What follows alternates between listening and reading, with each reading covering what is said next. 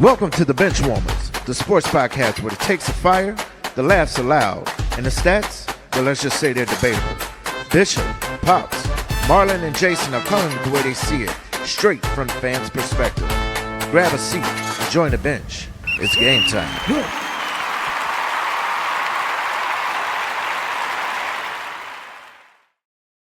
Welcome back, bench warmers and Bears faithful. Hey, welcome to episode 8. Tonight, we're going to zero in just on the Bears. One game, one opponent, the Dallas Cowboys. We're going to break down the good, the bad, the ugly from Sunday's matchup.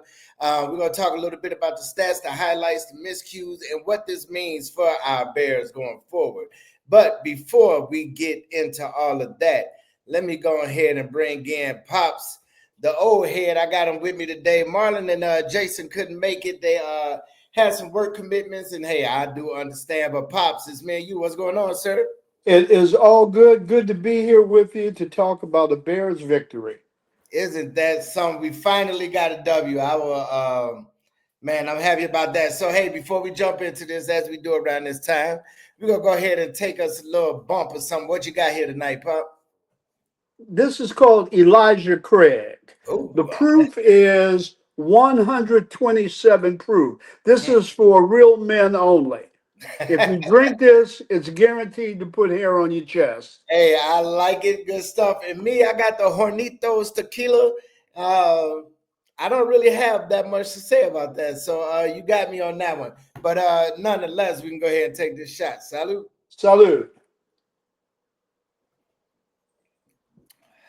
Now you said Hornitos. Is that a form of the word horny? Well, you know what? I don't know. Maybe somewhere in Mexico it is. And I gotta go out of here soon too, so I can't get too worked up on that.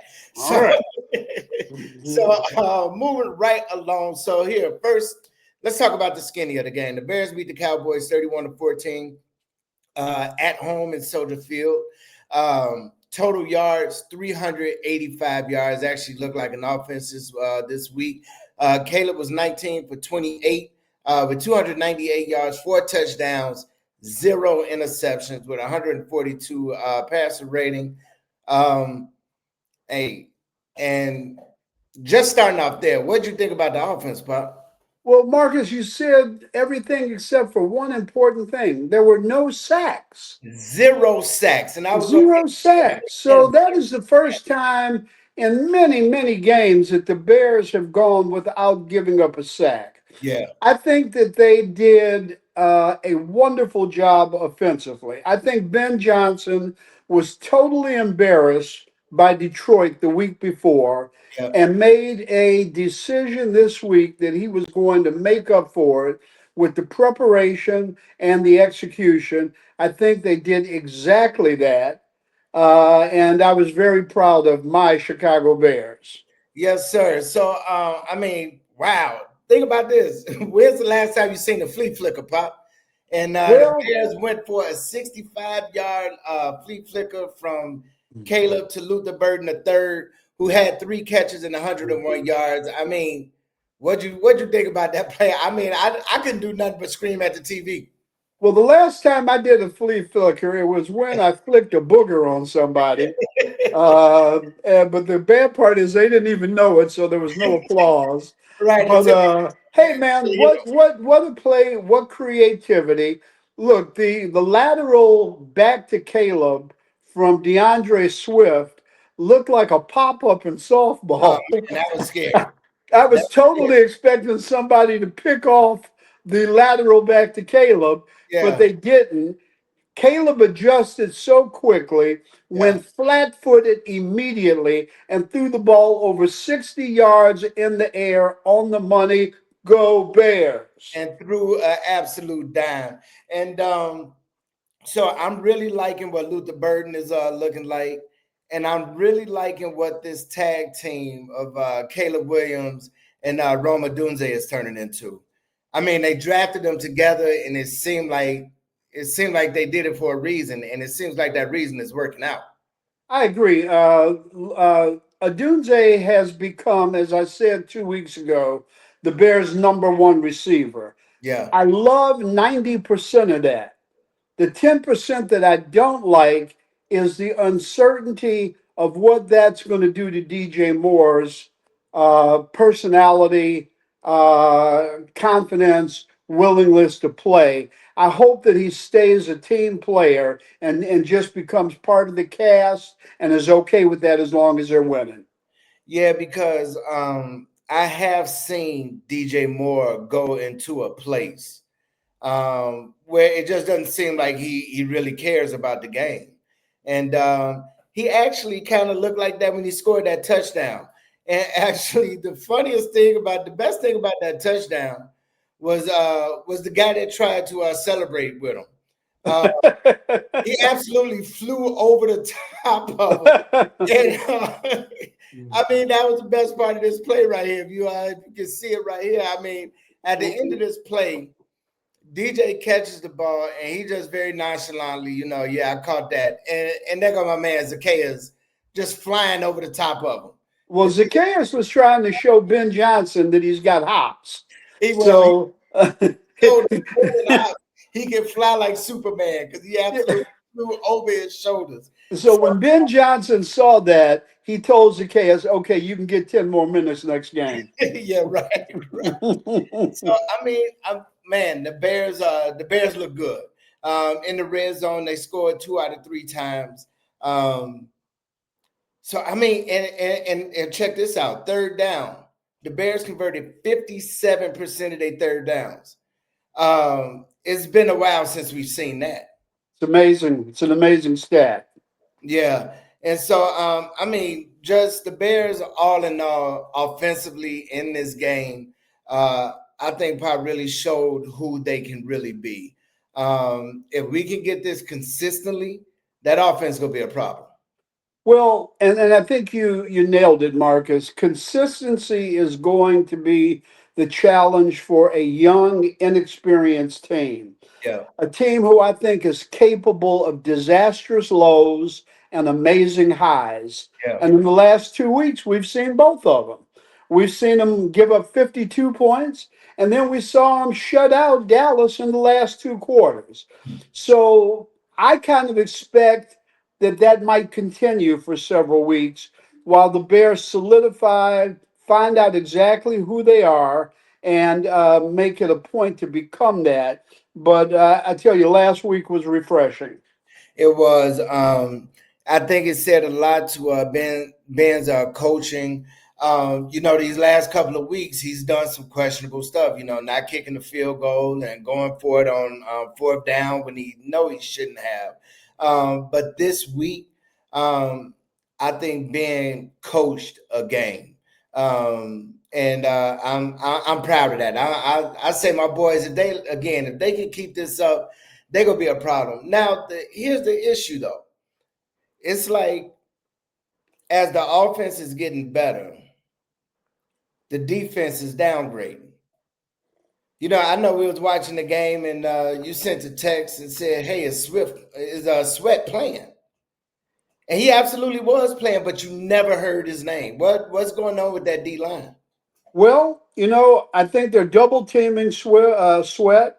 Sometimes they're triple teaming him, which says a couple of things: that they respect his play and they totally disrespect the rest of the defensive line. Hmm.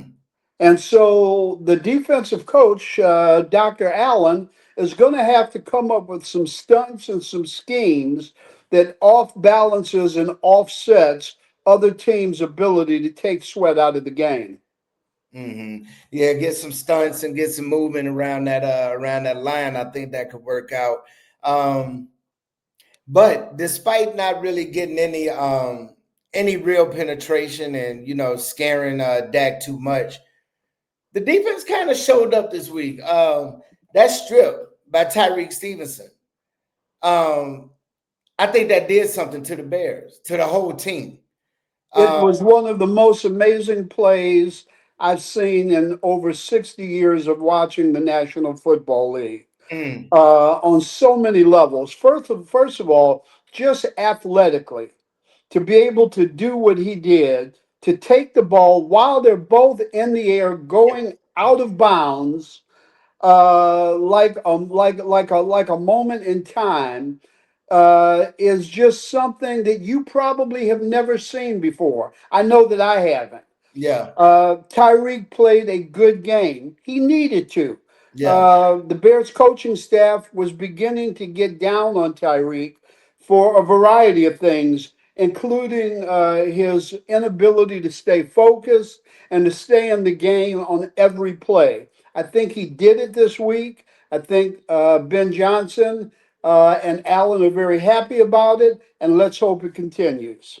yeah. And so the Bears did force three turnovers, including that one. Also, two interceptions by Tremaine Edmunds in the fourth quarter. That that put the nail in the coffin. Edmonds actually led the defense. He had 15 tackles with those two interceptions. And check this out: the Bears held Dallas to one touchdown on four attempts in the red zone. So Yeah, that's even though they didn't have any penetration on that line, that secondary and that second level, I mean, they did their work. well, I think defensively, because of the Bears' shorthanded situation in some positions and their lack of high level skill players in others, and what I'm referring to as the defensive line, I think that they are sometimes making a choice between trying to penetrate and just trying to make sure that they close the gaps. Real good teams, they do both. When they penetrate, they're penetrating through lanes that close gaps. I think the Bears are made a conscious decision last week that look, if we get penetration, that's fine, but let's not let them kill us off tackle as we've been getting killed for the last several weeks, if not the last couple of years. Yeah, yeah, yeah. So I think right now the defense has really been exploited. I mean, I think that teams know this. I think that teams know with the mind that Ben Johnson has, especially toward the offense. I think teams are probably expecting them to do some big things on offense. That's go throw you off, that'll trick you, that'll make you second guess what you're doing. But I think they've realized that this defense is really, I mean, all they gonna rush is that D line. You do a couple nice cuts, you go shake this secondary, and I mean that defense is questionable, and I think teams are knowing that now. Well, yeah, I think they know it too. The better teams will exploit it. Yeah, Um, I promise you, this will be a season of ups and downs. And so all Bears fans should expect that because it's coming. And as I said, we saw it the last 2 weeks. We went from giving up yardage and points in the first half to shutting them out in the second half. yeah, Now I understand that it's Dallas we're playing, and it's not one of the best teams in the NFL. But any team in the NFL is capable, right. and Dallas is capable. And the fact that we shut them down, I think we got to give the Bears and that defense and the coaching staff a lot of credit for that. Yeah, and so I'm a Chicagoan living in Dallas. I went to church Sunday with my Bears jersey on, and I got a lot of bad looks, man. Even in church, but you know what? I went in there with my chest out. I just knew the Bears was gonna do something. And, I'm excited. This is our first win. Um, now can we put two of them back to back? Um, what you looking at with the Raiders? Well, I think we will beat the Raiders. I think we should beat the Raiders. I don't think it's going to be an easy game. The Mhm. Raiders are a lot tougher than a lot of the prognosticators give them credit for, and so they will be a challenge. But I think with the weapons that we are capable of beating them. We're going into hostile enemy territory. Yeah, That's going to be an issue. It's going to be an issue with Caleb's uh, cadence, which has been a problem. So I hope that they practice in a very loud setting so that they can get used to that. But your question, what do I think will happen? I think that the Bears have enough weapons that they should beat the Raiders. And the thing about Chicago is they travel well. So those people are coming to that game. Hey, So they came to Detroit too. yeah, well that's true. That's true. But that's not the same team. I'm saying that to say it's not the same team. And if Chicago can travel well to Vegas, which I think they will, I mean, I think that the 12th man on the field, which is the stands, I think we can kind of quiet down that noise a little bit and help Caleb out. So, what else you got to say about this game? Well, I think the heat could be a factor. If it is very hot in Las Vegas, the defense will get worn down to some extent, which even puts more responsibility on the offense to stay on the field. So there's some variables that I can't predict because I don't know what the temperature is going to be and exactly how that's going to affect them. But clearly, they will have to rotate more people in and out because of the weather and because of the heat and because of the drain that it causes. But if we're able to solve that, I think we should be okay. Offensively, uh, the Bears can be a juggernaut. I think we have more weapons offensively than any team in the NFL.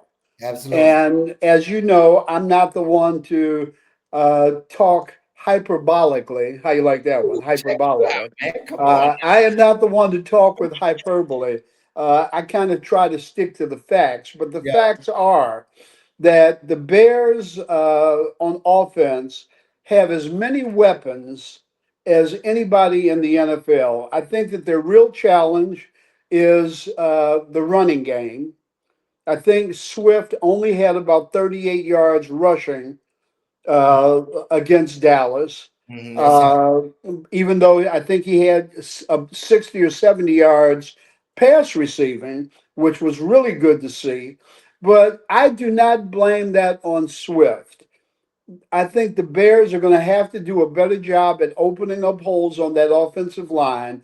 And if they can do that, they should win this game. I don't know if you recall or if you knew that Johnson called about 8 or 9 running plays consecutively.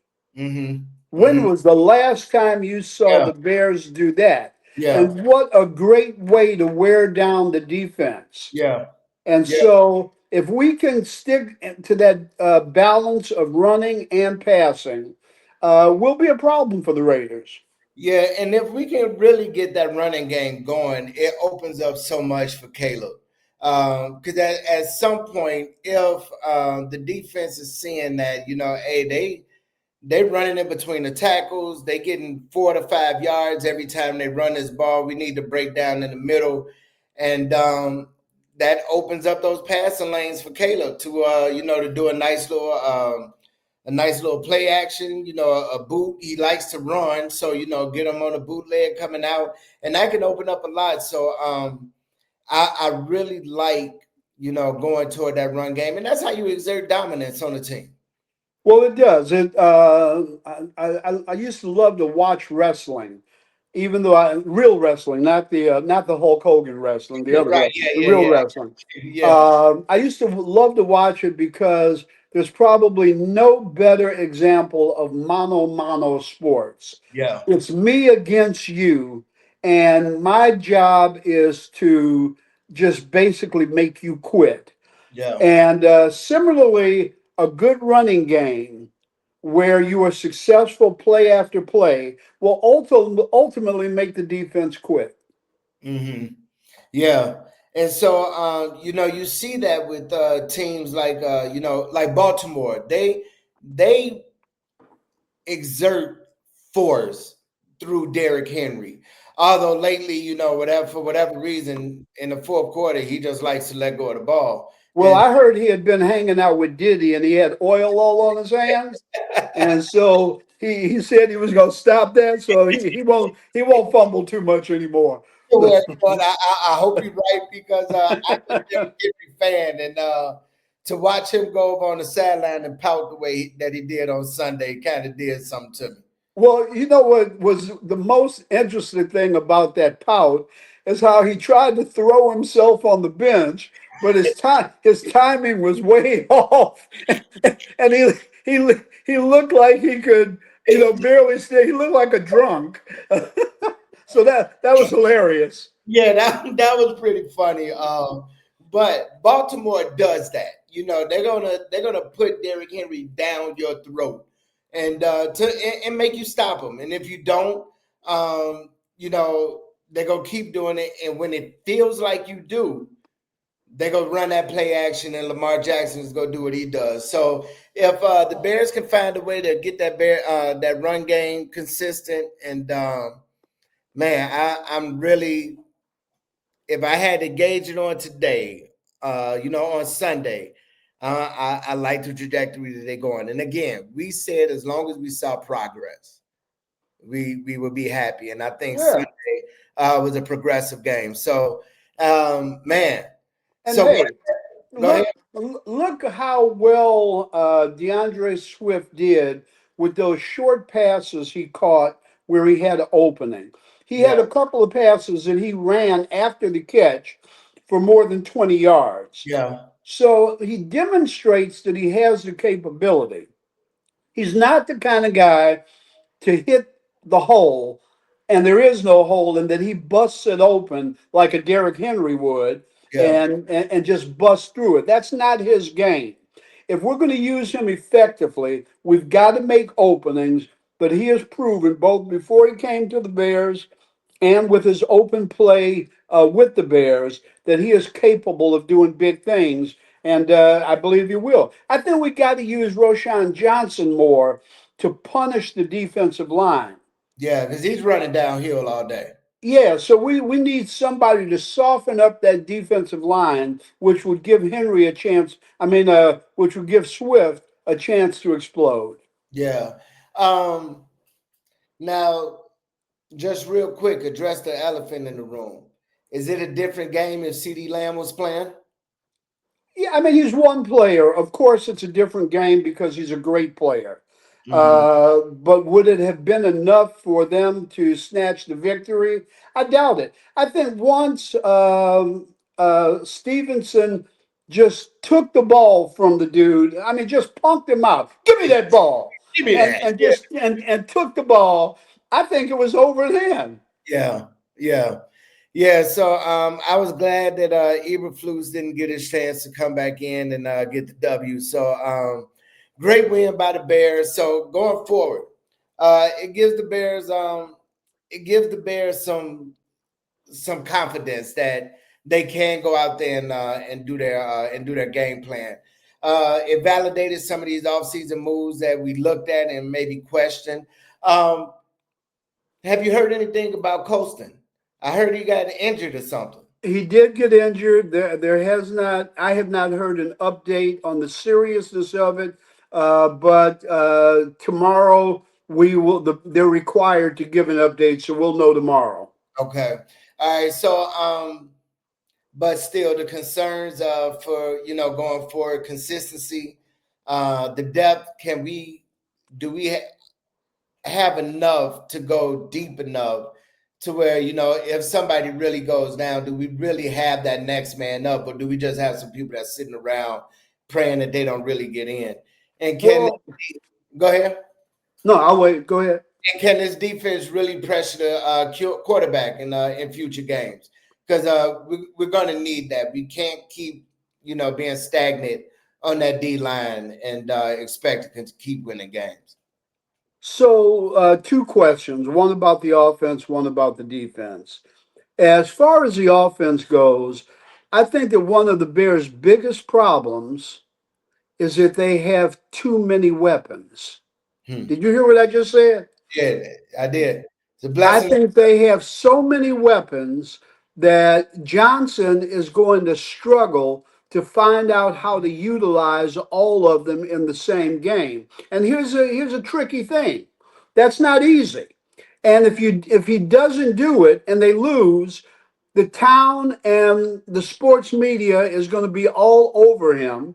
Yeah. And so, against Dallas, he really found a way to get all of his skilled players involved in the game. Yeah. If he can continue to figure out a way to do that, and like I say, I don't think that that's an easy task, then offensively, we are going to be a problem for just about anybody that we play. Hmm. The offensive line obviously will make a difference one way or the other on how that goes. Offensive line did a pretty good job on Sunday. And We've zero. got some we've got some seasoned veterans on that line, and if they can just take their a handcuff and put one on theirs and one on Braxton Jones and just drag him around the field with them, we've got a chance to protect Caleb. So Yeah. offensively, if we don't get any injuries, I think the Bears will be exceptional. On defense, I don't feel the same way. I wouldn't have felt the same way if we didn't have any injuries because I think our defensive line is fairly weak. Hmm. But we've got several injuries, several key defensive injuries. Yeah. And so I think the real challenge is going to be finding a way for the defense to play competitively and with heart because the offense are going to get their points. And I think most of our games are going to be won and lost by the defense. But that's a great breakdown, and that's I mean, I agree with you 100%. Um, Well, then yeah, I'll have a drink. there you go. There you go. I agree with you 100%. So I'm hoping that we can build on Sunday and again just continue to show progress. So we're gonna turn the corner real quick as we wrap this up. Um, Last week we had our predictions here. Your boy came out on top this week. Me and Jason both tied with 4 points each. We do have to do a reevaluation on your point, so we won't consider this official. That the official count will come out in just a moment. And I know Marlon actually only had one as well. So let's get to this week. Who we got? I'm sorry. Who we got? All right, so we are looking at Tampa Bay, and we'll just read them off here for you. Tampa Bay, Philly, who you got? I got to take Philly, Super Bowl champions. Tampa is playing extremely well. They are finding ways to win as opposed to finding ways to lose. So I am not 100% sure about this game, but I'm going to go with Philadelphia because they seem that they should be the best team in the NFL right now. All right, then we got Kansas City and the Ravens. Boy, what a tough game. Mm, Kansas City is losing ground. They are not playing nearly as well as they've played over the last 4 or 5 years. At the same point, uh, Lamar Jackson and his boys, they find a way to lose the big games. yeah. Uh, I am going to go with Lamar. And boy, I do not feel confident about this at all because Patrick Mahomes will have something to say about it. But I'll take the Ravens. All right, and then Cowboys and Packers. Packers. And then we got our Bears and the Raiders. I'm going to go with the Bears. All right. And then so for me, Tampa Bay, Philly. Now I know you don't do this off of emotion, but I do. And I love what Baker Mayfield is doing right now in Tampa. Yeah, you can just cue him up, cue him up. Uh, he's been playing super efficient. He's been moving that offense. I like what Baker is doing, and the Eagles kind of look a little. They can get a little shaky from time to time in that secondary. So, like you said, you weren't that confident about it. So I'm gonna go ahead and bite off my emotion. I'm gonna go with Tampa Bay over the Eagles. I would not be shocked if you're correct. Yeah, Kansas City. Excuse me. And all right, so Kansas City and the Ravens. Kansas City will not go 0-4. They are 0-3 right now. Patrick Mahomes is way too good. Travis Kelce is way too good. That team is just a winning team. I don't think they go 0-4. I don't think that'll happen. So I'm gonna go with the Chiefs. Cowboys, Packers. I'm gonna take the I almost hold on. I almost threw up a little bit in my mouth. I'm going to take the Cowboys over the Packers simply because the Packers suck. And I'm here in Dallas now, so I'm going to root for them on that one. And then the Bears in Vegas, the Raiders. I'm going to obviously take the Bears. I think the Bears got some good momentum right now. Caleb just lit Dallas up. And I think that defensive secondary is going to be able to do enough to keep Vegas shut down. And so I'm going to take the Bears over the Raiders. I also got the other fella's pick here. So Marlon is going with the Eagles over the Buccaneers, the Ravens over the Chiefs, Green Bay over the Cowboys, and the Bears over the Raiders. And Jason is doing the same. So, hey, all I can say is good luck, fellas. We'll see what happens. Hey, I got a question for you. Yes, sir. In week one, we talked about Caleb Williams and his goals. Yeah. And his goal was to complete 70% of his passes Yeah. and to throw for over 4,000 yards. Yeah. I said I did not think he would do that. I don't remember what your thought was, but what is your thought today based on what you've seen so far? What I'm saying right now, I think he can do that. He the times that he hasn't been at 70%, he's been close. And at one point, he was the leading quarterback with touchdown throws. And right now, Roma Dunze is actually the leading receiver with touchdown receptions. So right now, if Caleb continues what he's doing today, I think he meets those goals. Now the 70%, I still think that's gonna be tough. But I think he'll be high 60s. And I think that interception count is still gonna be low just because he knows how to control the ball. It's just the way that he does it. Yeah, I think he's going to get his 4,000 yards. Yeah, I think he got 3,500 last year. Yeah. So Yeah. I expect that he will throw for 4,000 yards, even though he has to pick up the pace, Yeah. because that's somewhere near around 260, 270 yards a game.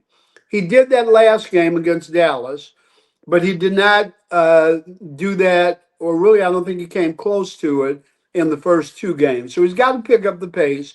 But I think he will find a way to throw for 4,000 yards. I just don't see him completing 70% of his passes. Yeah, that's man, that's gonna be tough. So as of September 21st, Caleb is at 715 passing yards, 7 touchdowns, 1 interception, a 107.6 passer rating, and right now his completion percentage is at 63.4, 59 for 93. Yeah. And that's probably very similar to where his completion percentage was last year. I want to say so. I would think that percentage might improve a little bit this year, but I would go to Vegas tomorrow and bet everything that I have that he will not complete 70% of his passes. Yeah. And even if he fails to, we can still have a pretty good year. Yeah, and because I don't think that 70% is a huge number. You want to see your quarterback complete some passes, but if he could continue to get the ball in the end zone and he could continue to throw for these yards, I mean, I think the percentage won't bog down on him as much. So I think out of the 4 goals we set for him, I think he'll hit at least 3 of them. So I think we're in a good spot. Well, Pop, That's episode 8, man. I appreciate you for coming through and hanging out and talking to the Bench Mob. And Bench Mob, we just ask that you all continue to follow us. Make sure you like and subscribe to the channel. Make sure you hit that bell so you can get the notifications to know when we put up something new. And we'll be full back in crew real soon. And the guys will be back with us. So, Pop, again, thank you. Appreciate you. Hey, until next time, go Bears. And before you leave, Yes, please grab your drink. Okay. And I hope that everybody who is watching with us will, at this time, grab their drink. Okay. And let's just have a toast to the Chicago Bears. Yes, Go sir. Bears. Head down. Adios. Deuces.